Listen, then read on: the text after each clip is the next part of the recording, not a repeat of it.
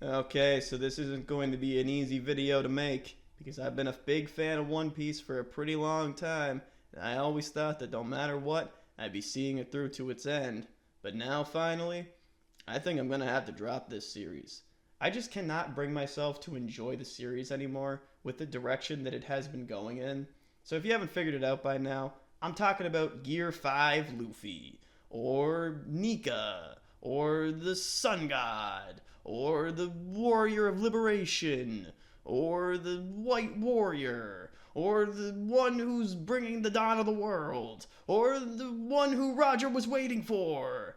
I mean, seriously, at this point, Luffy has more titles than Daenerys fucking Targaryen. And it doesn't help that the majority of the One Piece fan base thinks that Gear 5 is the greatest thing ever, and that it's peak fiction, and Oda was planning it all along. Like, if you're a One Piece fan, you've heard it all before. You know what I'm talking about. So, enough of this rambling. I'm just going to get into my points here of how I believe Gear 5 has pretty much ruined One Piece, at least it has for me. So first, I want to take a look back at Chapter 1044, where Gear 5 was first revealed, because I think a lot of people forget just how absurd this sequence of events was. Let's recap. So Luffy gets hit by Kaido's big-ass club and dies. And that's not me embellishing it either. Like, that's what happens. He dies. Then Kaido comes down to tell everyone that Luffy is dead, and everyone goes, Kaido, come on, man. Have you not read the last few arcs? You know how this goes. Then the elephant shows up and goes, hey guys, just so you know, Joy Boy's back. Alright, bye. Hey, Zanisha, don't you have an entire society of people living on your back?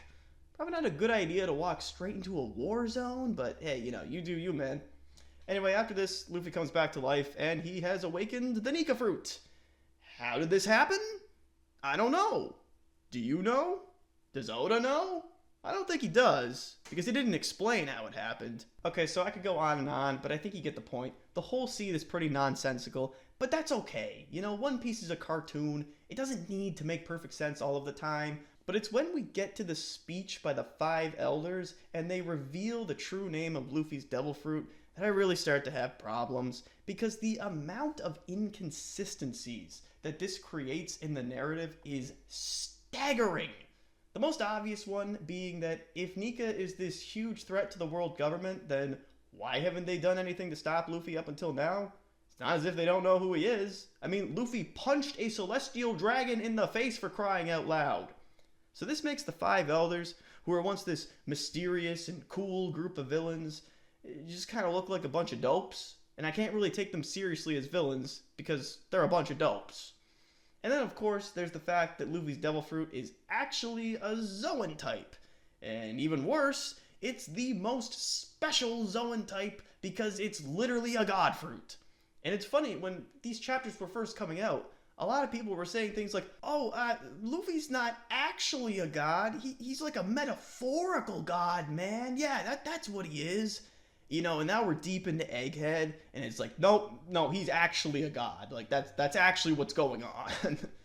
So making Luffy's fruit a Zoan type all of a sudden just completely contradicts what's been previously established. Like, characters would identify Luffy as being a Paramecia type.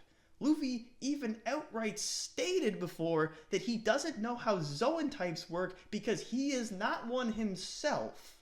And this leads me to one of my biggest complaints, that this not only affects modern One Piece, but also early One Piece. There's so many people now that are trying to insert Nika lore where it doesn't belong. You see this with Skypiea all the time, and I love Skypiea, so I hate when I see people doing that. Like, I can't read early One Piece chapters now without thinking about Nika and all of the contradictions that it creates. And now I want to talk about how Gear 5 completely changes the nature of Luffy's powers. So Luffy went from having Rubber Man powers to having cartoon logic imagination powers? Okay. So what does having the power of limitless imagination have to do with being made of rubber? Like, for 1,000 chapters, I was following the story of the Rubber Man, not the cartoon God Man. Yeah, I can't wait for next chapter when Oda reveals that Zoro actually ate the human fruit model sword god. You know, I bet if that happened, fans would love it and they would tell you that it's been foreshadowed since Alabasta.